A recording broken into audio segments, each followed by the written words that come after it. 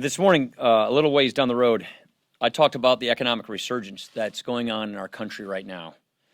After struggling to get ahead for so long, this has been a breakthrough year for America's workers. Unemployment has fallen to historic lows. Job openings have reached historic highs. After tax reform, paychecks are growing. Wages are rising. Confidence is returning. The American people are better off now. We're building a stronger economy, and we're also building a stronger military as well. A military that is finally getting the resources that it needs to rebuild. We're providing better pay for our service members. We're providing better care for our veterans. We're building stronger and safer communities through an historic effort to combat the opioid epidemic, taking on human trafficking, targeting gangs and dangerous criminals, making schools safer. I could go on, but if you go to better.gop, you can see the progress that we are making. More work remains, of course, especially when it comes to getting people into good-paying jobs and good careers. That's what our workforce development agenda is all about.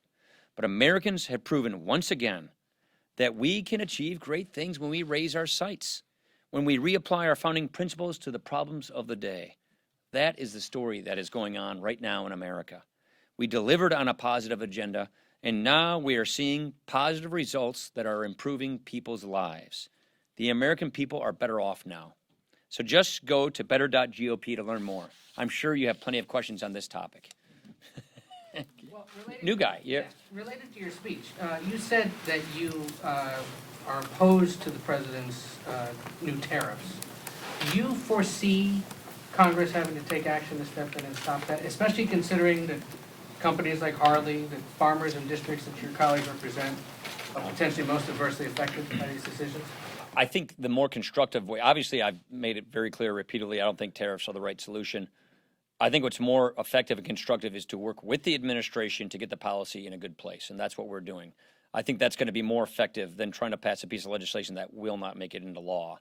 I'd rather work with the administration, which is, look, we engage with the administration daily on this subject. I just met with Kevin Brady earlier to make sure that we can try and get this policy in a good place. At the end of the day, we all want to get to the same place.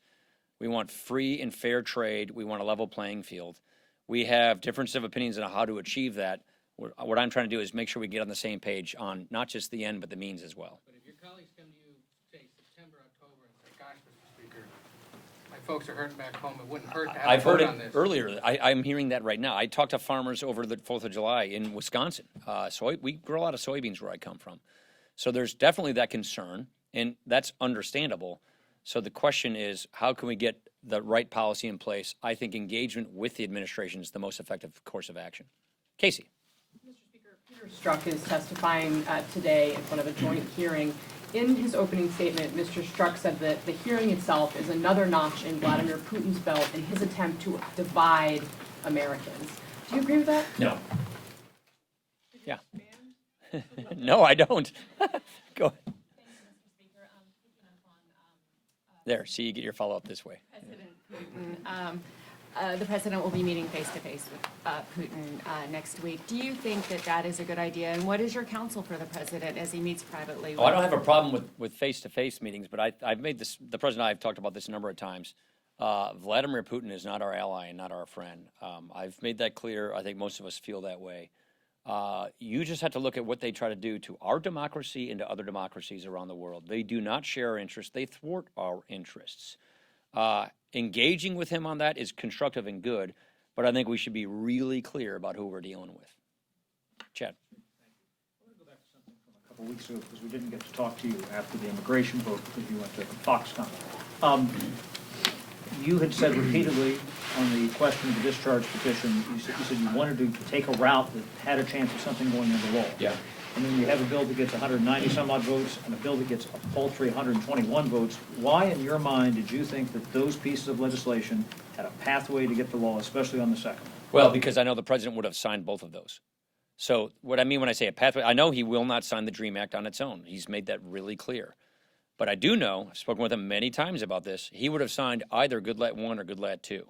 So that's what I mean when I say that is he would have signed that bill into law if we could get it to him. I think the Democrats chose not to participate in this debate for various reasons. Yeah. Yeah, I think members got the votes that they were asking for, that they needed, that they wanted to express their opinions. I do believe, look, I've seen this on a lot of different bills. Sometimes a policy is not ready for prime time. That doesn't mean it's not the right policy. That doesn't mean it won't eventually be arrived at. I really believe that the president's 4 pillars are common sense, reasonable, great consensus points that ultimately this is going to have to get fixed. I mean, we have a broken immigration system, doesn't work for anybody, least of which is to control our border. And so when we get to the moment where we're actually solving this problem, which I would prefer sooner rather than later, I really think it's going to gravitate around these 4 pillars. Why do I say that? Because the person who's going to have to sign this bill into law is named Donald Trump, and those are his 4 pillars. They're reasonable 4 pillars. They make sense. And I think at the end of the day, we'll get to that consensus. How about back over here, Lindsay? Piggybacking on the immigration topic, there was a promise made in conjunction with the previous bills to have a separate vote this month on E-Verify and the Ag Guest Worker Program. But some members are saying they don't want to move that and not also address the family reunification issue. Do you envision those 2 issues having to move together if you're going to have that vote this month? I'm not going to foreclose options on packaging.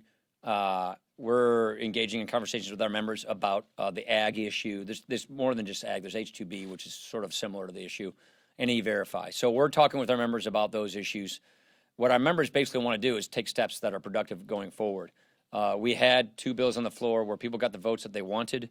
On the ag E-Verify issue, I think members really just want to see progress made on this issue. With respect to the family separation, we want to get clarity as to what is needed legislatively to commit or complete the president's executive order to keep these families together. I'm glad they're being reunified. We don't want to see families separated, but we also want to control our borders and enforce our laws. Who are you with? Philip Brasher, AgriPulse. I want to ask you about the With what? farm bill. Oh, with not, who are you with again? AgriPulse. Oh. We cover AgriPulse. Sorry, yeah, gotcha.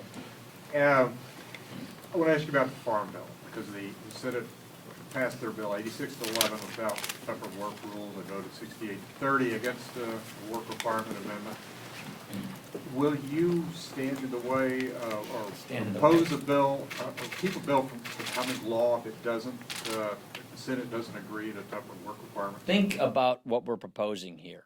We have 12.5 million Americans, able-bodied, who do not have small kids at home, who are working age, who are not working, not looking for a job, not in school.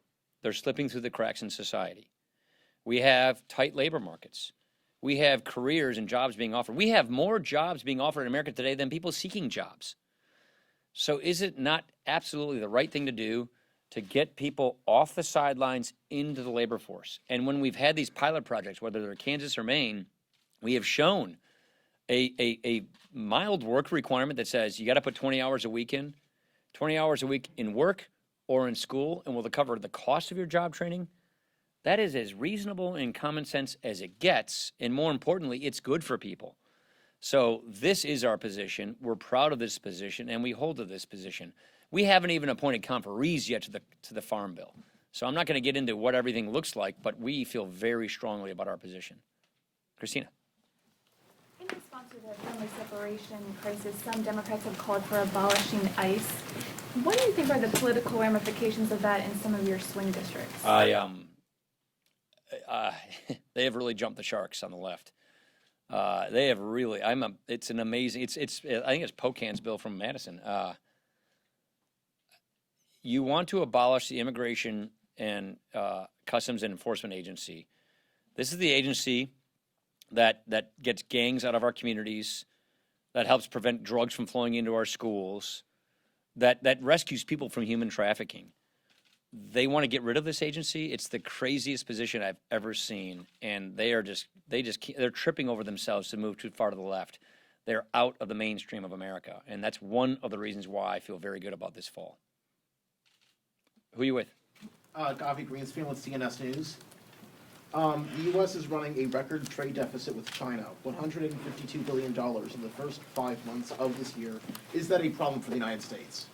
I think what's a problem for the United States is China steals our intellectual property. I think a problem for the United States is China oversupplies commodities and dumps on the foreign markets and transships to third-party countries. The problem is Not that they're playing by the rules and winning in a fair exchange. The problem is they're skirting the rules, and that's not fair. Last question. Baraboo. Yeah, I wanted to follow up on the immigration question too, and just, you talk about a bill that the president will sign into law. You know that there's gonna be a fight for government funding at the end of September, that the president hopefully won't wanna shut down government right before an election, and he'll have to sign something. Do you see any potential there to package up a bill that has the 4 pillars with the government funding bill that you know you can? I wouldn't complicate funding with it. I wouldn't attach it to appropriations. I think it's a discrete issue on its own. Look, what's frustrating to me is we lost our deadline from the courts. The way you cover this place, Congress typically works on deadlines. Right or wrong, it's just how we operate. When we lost our deadline, the Democrats walked away from the table. I offered them DACA solutions in the last appropriations bill. They walked away from it. They didn't even offer counteroffers. So I don't think that road is a very fertile road. I think this issue is probably going to be dealt with by the courts, meaning the deadline we get. We think we should have border security along with all these other solutions. I think the 4 pillars are the way we land, and I don't want to use some other artificial deadline like the fiscal year. I think it's going to be something that the court will probably give us if the Democrats still choose not to participate in this debate. I think that was it, right? All right, thanks.